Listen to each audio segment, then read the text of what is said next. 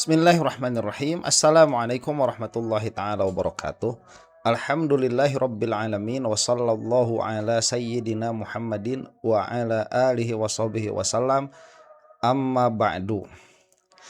Penangkapan Mas Roy hari Jumat lalu sangat mendapatkan banyak sekali perhatian dari berbagai elemen masyarakat. Dan setidaknya itulah yang akan kita saksikan hari ini ya. Karena yang namanya jabatan itu bisa dibeli ya. Yang namanya pengaruh itu juga dia bisa dimanipulasi. Tetapi kecintaan itu sulit untuk diambil hanya karena kekuasaan. Ya, saya kemarin ngobrol sama teman-teman itu waktu jajan lah ya di mobil itu pakai mobil jamaah. Itu bilang begini, saya tuh heran katanya. Itu kalau para termul di mobil, mereka tuh ngobrolin apa begitu. Jadi penasaran. Karena sejatinya ya, kalau mereka itu punya hati nurani, si para termul pun seharusnya mereka itu melihat Jokowi itu salah. Cuman karena mereka melihat ada kepentingan yang sama atau bahkan ada ya seonggok bangkai begitu ya dari duniawiyah yang sama itu ada duitnya, ada pengaruhnya. Ya mau tidak mau begitu membela ya. Nah, itulah yang kita saksikan. Makanya Jokowi itu kalau kita melihat ada propaganda yang mengatakan dicintai rakyat bla bla bla begitu. Itu di sananya pasti ada sesuatu yang fishy, ada sesuatu yang bau amis seperti di kantornya di Solo itu. Nah, itu ternyata kan setelah ada investigasi ya dikondisikan juga pada akhirnya. Nah, yang akan kita saksikan kali ini adalah kepedulian ya. Yang pertama dari Bang Hotman Paris, kemudian nanti ada yang dari LBH Muhammadiyah. Dan saya salut dengan LBH Muhammadiyah yang sudah all out di dalam permasalahan-permasalahan umat yang praktis. Beda dengan NU yang sudah jadi setan bisu. Itu nanti kita akan bahas sendiri. Kemudian di akhir kalau masih sempat kita juga akan melihat Rieke Diah Pitaloka ya yang memarahi Menteri Hak Asasi Manusia tuh. Nah, itu emang gak ada kerjanya hak asasi manusia. Giliran dari kemarin dibilangin Mas Roy itu dan Dokter Tifa sebelum ditangkap itu loh ya, itu sudah dilanggar hak asasi manusianya dan sudah dilaporkan juga ke Komnas HAM. Apakah ada pada akhirnya tindakan? Gak ada. Tapi minta duitnya banyak banget. Dimarahin sama Oneng, orang Garut tuh ya. Oneng itu Rieke Diah Pitaloka. Nah, yang pertama akan kita saksikan Bang Hotman Paris dulu ya, seorang pengacara kondang. Insya Allah Anda semua sudah pada kenal. Dan saya itu sempat dimarahin ya, bukan dimarahin sih, sempat diwanti-wanti sama orang tua saya itu. Kamu silahkan jadi apa saja dulu itu. Asal jangan jadi dua. Satu, jangan jadi polisi. Dua, jangan jadi pengacara. Itu kata bapak saya. Jangan jadi dua. Jangan jadi polisi, jangan jadi pengacara begitu.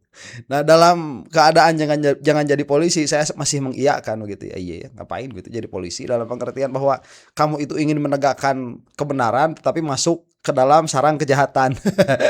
Enggak bakalan bener lah. Gak bakalan bener. Makanya polisi-polisi yang bener itu karirnya gak naik-naik ya. Nah, susah naiknya itu. Ada sekalinya naik kayak Pak Ugro ya. Masalah juga tuh. Tapi soal pengacara lain ya, saya mendapatkan insight yang lain. Jadi setelah belajar yang sedikit banyak mendapatkan pengetahuan hukum, pengacara itu penting ya, karena itu sebagai penyeimbang di pengadilan. Regardless ya, yang dibelanya itu bisa benar bisa salah, tetapi pengacara itu dia masih bisa ada di dalam nurani meskipun yang dibelanya salah. Saya tadinya sempat mikir, loh kok orang salah dibela. Loh ternyata kalau sudah masuk persidangan, pengacara yang membela orang yang sudah jelas salahnya itu membela agar supaya yang sudah jelas salahnya itu tidak mendapatkan tuntutan yang lebih daripada kesalahannya. Nah itu. Nah makanya Bang Hotman di sini ya itu akan berbicara hal itu bagus sekali. Supaya tidak berlama-lama ya, dan mungkin sudah lama, mari kita saksikan saja ini. Bang Hotman Paris, beritanya nih. Pengacara Hotman Paris Hutapea menyarankan agar pihak kepolisian tidak menahan Rai Suryo CS di penjara, tetapi menjadi tahanan rumah atau tahanan kota. Melalui akun Instagramnya, Hotman mengunggah video permintaan agar Roy CS ditahan dengan status tahanan rumah atau tahanan kota. Bapak Kapolri yang terhormat, perkenankanlah saya memberikan saran terkait penahanan Rai Suryo CS. Terkait penahanan Oi. Rai Suryo CS, kata dia, seperti dikutip Sabtu, 20 Juni 2026. Ini Tribun itu Ia menegaskan, media udah lumayan dirinya gede berada masih di pakai posisi AI. netral. Aduh. Selama ini, ia tidak pernah mengomentari apakah ijazah Ini yang Dr. dipersoalkan Tifa asli kemarin atau sakit, palsu. ya. Sekalipun proses hukum tercapai dan terus berjalan, kata Hotman, namun akan sangat bijaksana jika Roy CS berstatus tahanan rumah atau tahanan kota. Salah belum. Bapak Kapolri yang terhormat, perkenankanlah saya memberikan saran terkait penahanan Roy Suryo CS. Terkait penahanan Roy Suryo CS. Saya dalam posisi netral. Saya tidak pernah memberikan komentar apakah benar ijazah asli atau tidak. Saya dalam posisi netral. Dan proses hukum biarkan terjadi karena sudah berjalan. Namun saran saya, mengingat situasi negeri kita sekarang ini, akan lebih bijaksana apabila terhadap Roy Suryo CS jangan ditahan di penjara, tapi lebih bijaksana mungkin tahanan rumah atau tahanan kota. Kasus ini sudah terkait dengan berbagai aspek, terutama aspek politik. Saya tidak mengatakan Roy Suryo bersalah atau tidak, namun situasi negeri kita ini membutuhkan kearifan dan kebijaksanaan. Sekalipun proses hukum tercapai, terjalan terus, namun alangkah bijaksana tahan rumah aja atau minimum tahanan kota. Ya, itu saran saya. Saya tidak ada motivasi politik. Saya benci politik. Saya yakin Bapak tahu, sebelum Bapak mencapai pangkat kapten di kepolisian, saya sudah jadi pengacara dari Bapak Prabowo dan keluarganya sejak tahun 1998. Ya, jadi saya tidak ada maksud apapun, saya tidak memihak siapapun, hanya tolonglah demi negeri kita ini cukuplah ditahan. Baik, sebentar. Nah, sebelum ke sini ya. Ini tadi ada poin yang sangat bagus. Kata Mang Hotman itu, saya benci politik. Sama. Saya itu benci politik juga, dalam pengertian politik praktis begitu ya. Apalagi di Indonesia. Saya itu berlindung kepada Allah Subhanahu wa taala dari politik praktis ya. Mudah-mudahan tidak pernah sampai akhir hayat saya masuk ke dalam politik praktis, mudah-mudahan tidak. Karena pada akhirnya sulit untuk berpandangan bebas nilai apabila kita itu sudah masuk ke dalam salah satu partai politik yang praktis begitu ya. Kemudian tadi jelas sudah kita dengar, ini jangan ditahan, kemudian banyak aspek politiknya, dan ini harus dilihat Bang, betul ya. Yang melihat ini penegakan hukum murni, cuman Termul yang melihat kayak gitu. Nah, Termul juga kemarin waktu Roy Suryo dan kawan-kawan bukan Roy Suryo dan kawan-kawan dalam hal ini ya, Roy Suryo dan Dr. Tifa itu belum ditangkap. Mereka yang keluar-keluar di sini ada orang besar. Tapi setelah ditangkap mengatakan, oh ini adalah proses penegakan hukum yang adil begitu ya, pret. Kita di luar jelas ini aspek politiknya banyak, besar sekali, dan yang tidak melihat di sini ada aspek politik itu hanya para Termul. Itu pun apabila proses hukum ini berjalan sesuai dengan keinginan mereka. Propaganda lah itu ya, propaganda. Dan ternyata masyarakat Indonesia itu tidak jauh lebih baik daripada masyarakatnya Korea Utara. Sama saja mau dipropaganda itu. Nah, ini yang saya katakan tadi ya. Jadi pengacara itu, saya sudah melihat beberapa, ada pengacara yang memang memiliki nilai, ada pengacara yang memang memiliki idealisme. Jadi saya agak membantah almarhum bapak saya kalau mengatakan jangan jadi pengacara ya. Saya jadi tidak ada masalah justru kalau misalkan anak-anak saya kemudian jadi pengacara. Justru bagus begitu ya. Kita membutuhkan itu. Kita membutuhkan karena kita sedang hidup di dalam negara yang memang berusaha untuk mencapai katakanlah keadilan di dalam hukum, maka orang-orang yang kompeten di dalam permasalahan hukum dibutuhkan, yang idealis, yang memang memiliki nilai ya di dalam berhukumnya. Kalau di luar berhukum seperti Bang Hotman misalkan banyak cewek-cewek, itu urusan lain. Bukan urusan saya itu Pak ya. Nah ini sekarang kita lihat dari LBH Muhammadiyah dan Pak Din Samsudin, kalau tidak salah ini kan sedang ada upaya sekarang itu untuk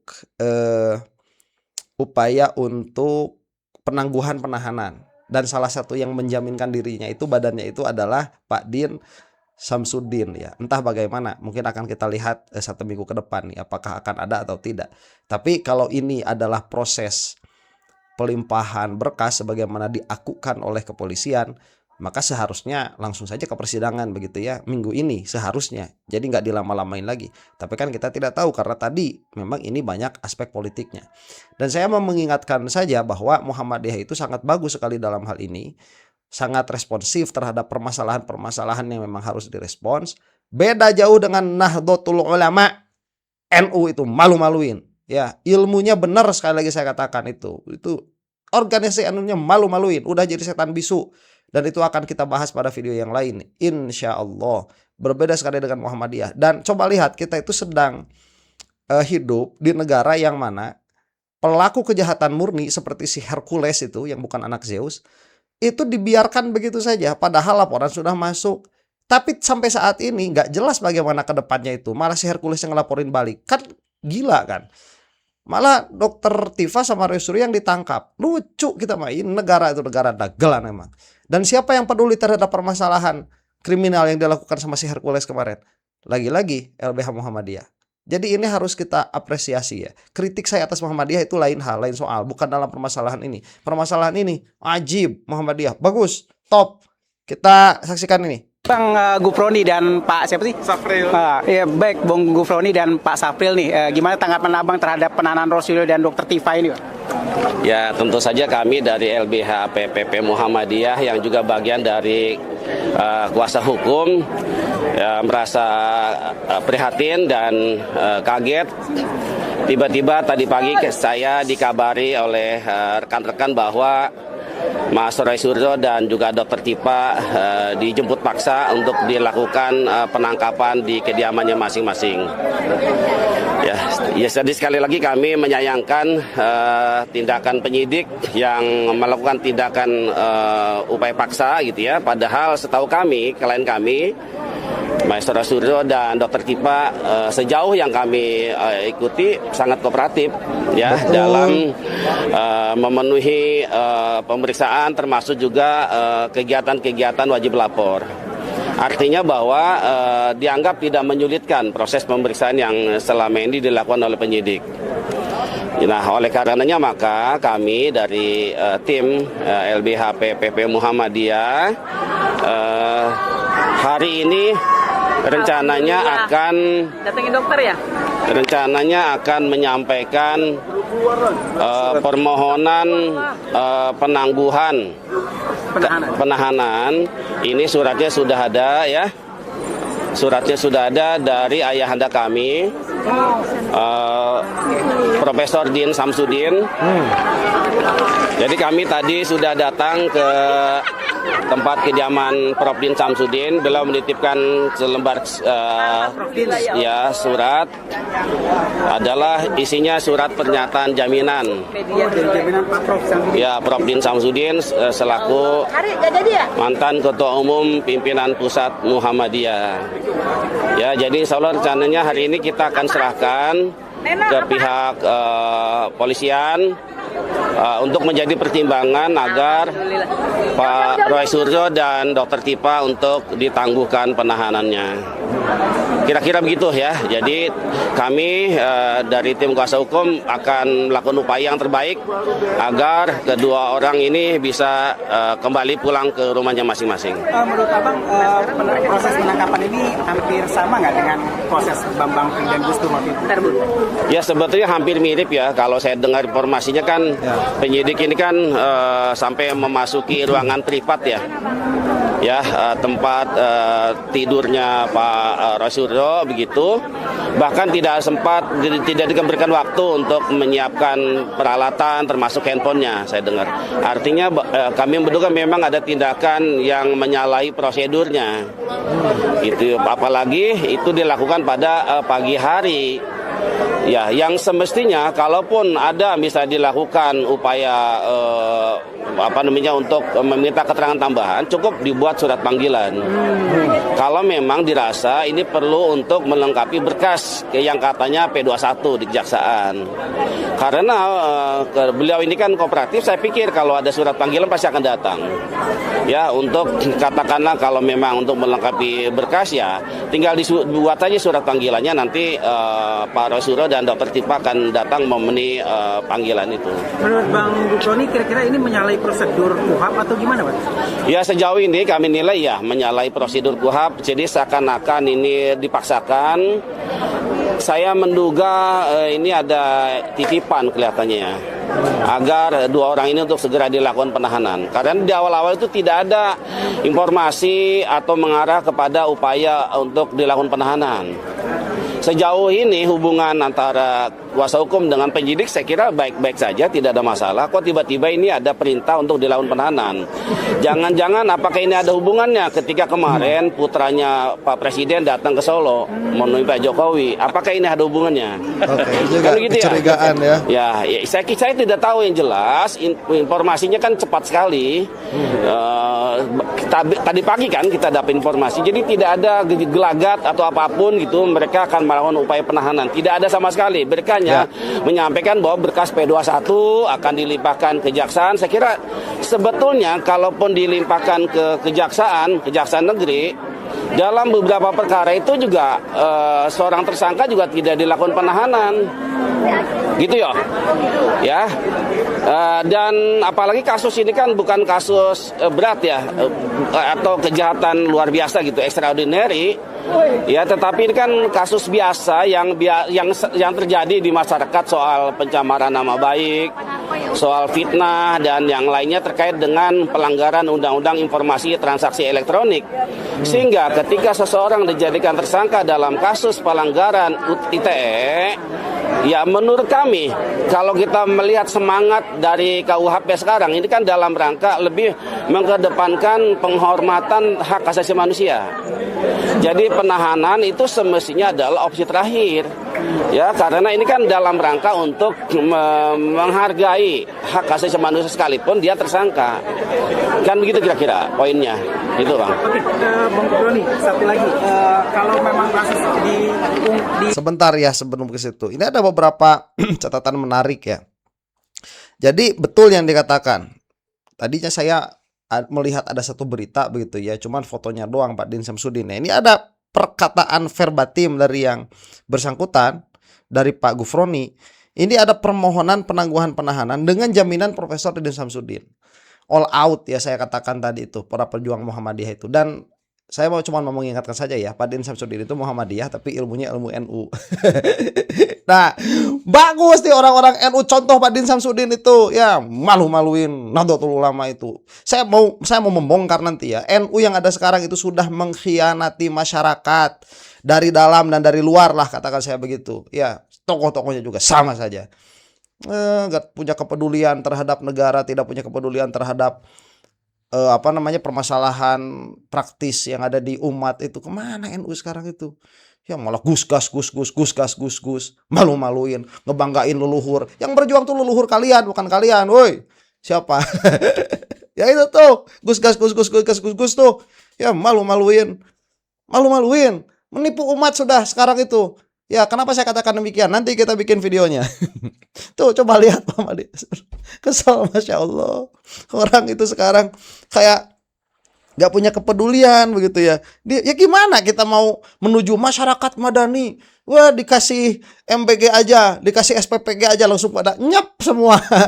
Diam semua. Ya. Malu-maluin aing mah euy. Ngerakeun sia ngerakeun NU sia, ngerakeun. Nih, kemudian ada menyalahi prosedur KUHP ya. Nah, ini katanya sih kemarin ada trespassing kan, yang mana seharusnya kalau mau masuk ke rumah orang itu seharusnya ada surat dulu dari pengadilan. Nanti akan kita bahas itu pada video yang lain insya Allah. Kemudian mungkin ini ada hubungannya dengan Didit ke Solo. Nah itu kejadiannya berurutan iya, tapi apakah ada hubungan atau tidak? Saya juga tidak tahu, tidak bisa memastikan. Kemudian kalau pelimpahan ke kejaksaan ini seharusnya tidak ditahan. Nah, apakah memang betul demikian? Saya tidak tahu KUHP-nya bagaimana ya. Nah, cuman ini yang menarik kalau dikatakan nih KUHP baru itu sangat menghargai HAM. Nah, nanti akan ada hubungannya berarti dengan video yang akan kita bahas di akhir ya, kalau masih sempat itu. Menteri HAM minta duit banyak tapi nggak ada kerjaannya. Ini udah dilaporin dari kemarin. Permasalahan Roy Suryo itu banyak sekali pelanggaran HAM-nya. Nggak direspon. Minta duit banyak. Untung dimarahin sama Oneng Garut. Kita teruskan dulu sebentar lagi nih. Diungkap atau diprioritaskan kasus ITE, berarti kasus ijazahnya redup atau bagaimana Pak? Gimana maksudnya? Kasus kan lebih mengarah ke kasus ITE-nya. Iya. Tapi bagaimana dengan kasus ijazahnya sendiri? Ya kan ini juga jadi persoalan banyak orang. Semestinya selesaikan dulu kasus soal dugaan ijazah palsu itu kan gitu. Harusnya seperti itu. Dengan cara ya Jokowi harus menunjukkan ijazah aslinya. Itu dulu yang harus diselesaikan, yang harus diungkap oleh pihak penyidik gitu ya. Bukan ini orang yang sedang melakukan kajian secara ilmiah dan melihat bahwa diduga itu memang ijazah palsu.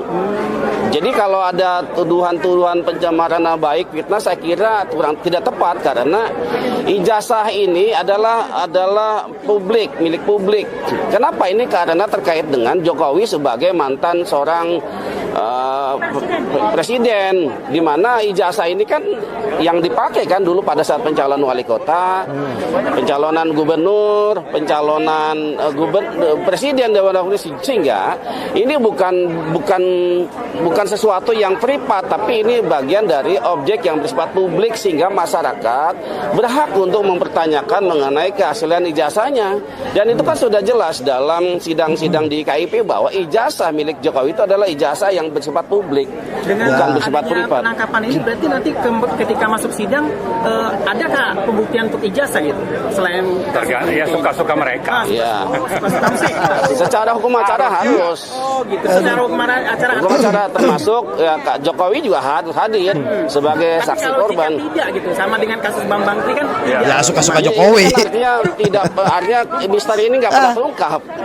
Akan menjadi beban sejarah untuk tahun-tahun yang mendatang. Udah jadi beban sejarah emang. Ini harus diselesaikan, dituntaskan agar tidak ada lagi korban-korban dari warga negara yang sedang memperjuangkan keadilan ini. Betul. Mas April mungkin tambahan. Cukup. Terima kasih Pak. Nah, ini udah ya. Sebentar. Oke. Ini kasus ijazah selesaikan dulu. Nah, memang oleh penyidik. Kalau bagi saya bukan oleh penyidik karena penyidik sudah melakukan itu. Permasalahannya begini, ini menurut tertib berhukum yang seharusnya memastikan keaslian ijazah itu siapa? Lah kan bukan penyidik. Ya, ada instrumen lain di dalam hukum, itu yang harus diselesaikan. Karena kalau misalkan argumennya penyidik yang harus menyelesaikan, ya sudah, kata penyidik itu kami sudah melakukan lab 4 dengan orang-orang yang tersertifikasi dan lain sebagainya. Itulah kan sudah ada ya. Nah, ini saya mau mengungkapkan kekesalan saja dulu kepada Menteri HAM karena ini memang sebetulnya banyak pelanggaran HAM-nya dan tatkala terjadi begitu. Jarang loh di Indonesia itu pelanggaran HAM itu jarang terjadi. Ya dalam pengertian jarang terjadi itu apa ya? Kita kan susah ya. Pendidikan HAM-nya juga kan agak semerawut di kita itu pendidikan hak asasi manusianya juga. Dalam pengertian bahwa sebetulnya bukan jarang terjadi sih, jarang ada laporan. Ya, terjadinya ya banyak, laporannya jarang.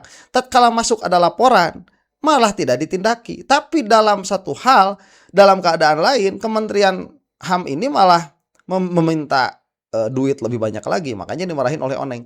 Dan Oneng ini ya Oneng Rike dia, Bu Rike dia Pitaloka ini PDIP, yang mana saya katakan saya suka sekali dengan PDIP saat mereka itu menjadi oposisi. Makanya jangan biarkan PDIP menang. Jadi jangan kecilkan PDIP jangan dibiarkan kecil, tapi jangan dibiarkan terlalu besar sampai jadi penguasa.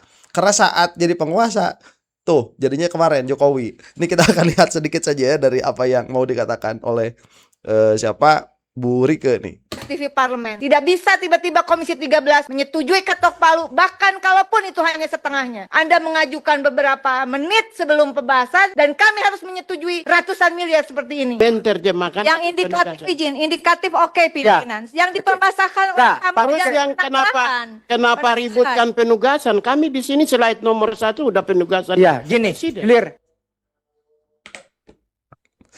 14 ya 14:45 ya. Pak Sugiat, dijelaskan saja oleh Kementerian HAM dukungan manajemen di anggaran belanja tambahan itu apakah masih bisa dikatakanlah ditiadakan. Kalau Sebentar, kita itu langsung aja ke bagian bebankan yang maksud itu. Ini bagian yang bukan ada seharusan ini. saja Nih. begitu. Kita bukannya akan mengeliminir dari anggaran untuk pegawai lalu dibilang nanti Komisi 13 yang tidak memberikan dukungan kepada pegawai di Kementerian HAM begitu. Jadi saya rasa catatan penting sekali. Dalam kesimpulan jangan lupa dimasukkan agar seluruh anggaran ini disesuaikan dengan penugasan dari Presiden Prabowo melalui Perpres nomor berapa tadi? 156/2024. Kalau tidak sesuai dengan penugasan dari Presiden Prabowo, ya kenapa juga Komisi 13 ngotot? Orang presidennya aja nggak nugasin. Oleh karena itu, penting sekali. Pak Mugi, bukannya kami tidak mendukung. Kami tidak mau peta kompli. Ini live loh. Ini live TV Parlemen. Tidak bisa tiba-tiba Komisi 13 menyetujui ketok palu, bahkan kalaupun itu hanya setengahnya. Di mana pertanggungjawaban moral kita? Anda mengajukan beberapa menit sebelum pembahasan, dan kami harus menyetujui ratusan miliar seperti ini. Jangan Takbir. kontrol dong. Nggak bisa. Baik, Terima kasih. Ibu Pak Pimpinan, Ya. saya mau ingin sampaikan soal penugasan, baca halaman pertama slide itu ada tugas kok.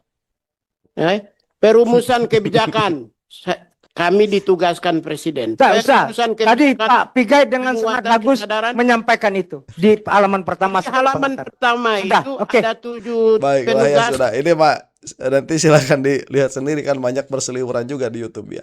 Kakak Pigai. Aduh kakak, ini bagaimana kementerian kakak ini?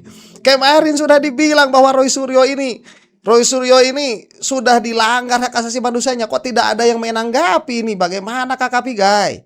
Kakak Pigai minta agar supaya para pegawai di kementerian itu digaji besar gajinya, tapi waktu ada laporan dibiarkan saja. Aduh kakak, ya kakak tolonglah, ini sedang terjadi di hadapan kita kakak. Ada pelanggaran HAM yang harus diselesaikan kakak, dan ini apabila tidak diselesaikan, kepolisian akan semakin menjadi-jadi ke depan, bisa dijadikan alat oleh pemerintahan. Itulah yang dinamakan pelanggaran hak asasi manusia kakak. Waduh kakak ini ya, saya meminta supaya kakak itu agak cerdas sedikit.